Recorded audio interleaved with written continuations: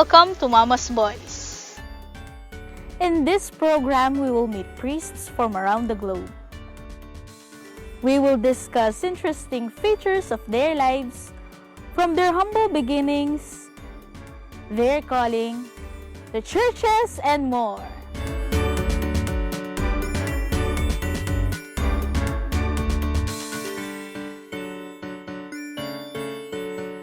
On our previous episode with Father Lyndon, we learned about his life and his journey on priesthood. He also discussed to us their situation in the parish during the pandemic. In this episode, let us continue to get to know more about Reverend Father Lyndon Martin Valenton. So I am Reverend Father Lyndon Martin B. Valenton. I am the parish priest now dito sa Santa Monica, San Nicolas, Minalin. Nag-apostolate ako dito sa Minalin, 1984. Seminarista pa lang ako noon. So talagang nakita ko yung old Minalin Church, 1984. Ang parish priest pa nila dito noon ay si Among Pablo Diaz, na kung saan siya ngayon ay pumanaw na. Okay? 1 month yung apostolate ko rito noon, and yet tuwing weekdays from Monday to Friday, pumupunta ako sa mga liblib na lugar na bahagi na sakop ng parish, doon sa tinatawag na lambiki na kung saan magbabangka ka. And then I stay there, doon ako natutulog, doon ako nakikikain, and then doon ako nagkakatikais, tuturo ng dasal, iniipon yung mga tao, iniipon yung mga kabataan. Umuwi lang ako dito tuwing Saturday and Sunday at nakikiisa sa mga Sunday celebrations. Yon. Pagkatapos ng apostolate ko rito, during that apostolate, I have to mention it also, na kung saan sumali pa rin ako sa isang youth movement dito na tinatawag nilang SAVE, Sons and Daughters Encounter, na kung saan parang ito ay retreat, na kung saan yung mga kabataan dito nandoon kami sa isang public school.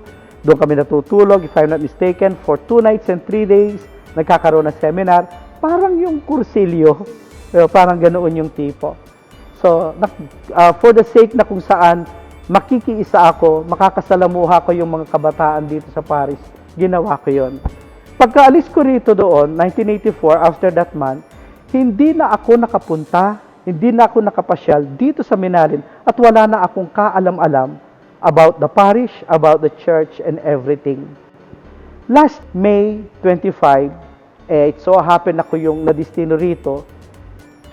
Pagkadating ko rito, yun palang parang yung aking panibagong karanasan, panibagong experience dito sa parish at dito sa simbahan, na kung saan nakita ko, marami ng pinagkaiba. Ang simbahan, ang mga tao, and everything. Marami ng kaibahan doon sa nakita ko, 1984. Ako naman, alam mo, kapag siguro if I am going to rephrase your question, parang ang tanong, Father, doon sa mga pinagdaanan mo ng mga parishes, Father, doon sa mga pinagdaanan mong assignment, ano ba yung pinakamaganda? Siguro ito yung tanong mo, ano yung masasabi mong special? Every time na na-encounter ko ang tanong na ito, ang sagot ko palaging ganito, you know what? There is always something special sa mga parishes or sa mga assignment na nadadatnan ko. Ako ang nagbukas doon sa parish, doon sa San Vicente, Mexico. Ako lahat nagtayo ng simbahan, nagtayo ng parish, nagtayo ng kumbento, everything. Kung titignan mo yung naging buhay ko doon, talagang paghihirap. Imagine, I have to start zero. Dinatnan ko yung simbahan doon, kagagapas pa lang ng palayan. Doon yung ibinigay, doon kitinayo. Nagtanong nga ako sa obispo, Bishop, saan ba yung simbahan ko rito? Wala kang simbahan, itatayo mo. Bishop, sa nakitira dito, wala namang kumbento. Wala ka rin kumbento, itatayo mo rin. Yung mga organization, wala pang organisasyon dito, mag-i-start ka pa lang. Just to know those facts, makikita mo kung gaano kahirap. And yet, you know what? Nang matapos yung mission ko doon, yung assignment ko doon, I have found, until now, merong special doon na kailanman hindi ko makakalimutan na kung saan yung mga natutunan ko doon, na kung saan yung nagpahinog sa aking pagkapare, yung parish na iyon. Yung parish lang bang yun? Hindi. Sa mga ibang parishes pa rin na pinagdaanan ko, sa San Jose, San Fernando, sa San Jose, Florida Blanca, sa Dau, yung first assignment ko doon sa school, ay naku, may mga special, may mga mahahalagang bahagi doon ng kung sino at kung ano ako ngayon sa pagkapare at sa pagkatao dahil sa mga pinagdaanan kong parishes. Ngayon, balikan natin yung tanong mo. Ano ang special dito? You know what?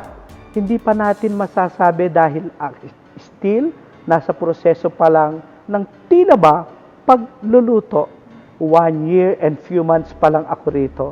Pero marami ng mga ingredients ang dumarating. Marami ng mga ingredients ang naihahalo ko dito sa para bang tinatawag natin Minalin specialty. Kung doon sa mga pinagdaanan kong parishes mayroong San Vicente specialty, San Jose specialty, et al. Dito, alam ko rin, meron akong matatawag na Minalin specialty, which is still sa proseso pa. We have to classify it. Yung simbahan, pwedeng i-consider as heritage after 50 years. Kasi itong sa Dau, ang pinanggalingan ko, more than 50 years na. In fact, sa pag-i-stay ko doon, na-experience ko yung 60 years. So, in principle, that church, kahit hindi pa na-recognize, is already considered as heritage. So, kung ang tanong, if it is my first time to be assigned, na kung saan maa-assign ako sa isang heritage church, hindi. Kung kino-consider natin yung Dau Church sa Mabalaka sa heritage church, yon ang first time ito. Siguro kung ang question, is this my first time na kung saan madidistino ako sa isang bayan, sa isang parish na kung saan it is traditional, then it is my first time. Kasi yung sa Dau, it is a sub-parish. It is a barangay na kung saan sakop ng Mabalakat bayan. At ito ay bayan. Minalin kung saan ako nakadistino ngayon, it is even a traditional church. Then, it is my first time. Ako kasi, yung personality ko, pwede kong gamitin as a basis sa iyong tanong.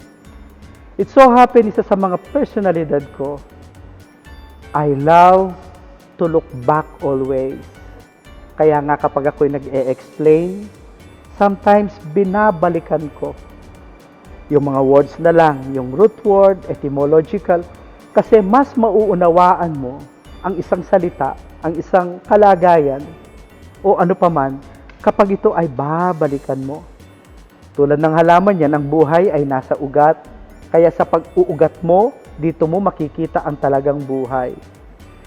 Isa sa mga personalidad ko, ay yaon nga, I love to restore yung old, I love to balikan.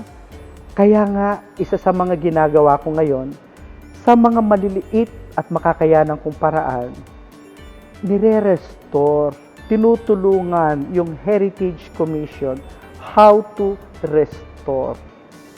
How to restore yung talagang mga bagay-bagay, yung structure, of course, yung tinatawag natin na non-tangible, yung mga traditions. Tune in for the next episode of Mama's Boys featuring Reverend Father Lyndon Martin Valenton of Santa Monica Parish, Minalin, Pampanga. There you have it, guys. Thank you for joining us in this episode of Mama's Boys. Hope to see you in our future episode. This has been your host, Karen Dane. Ja matane!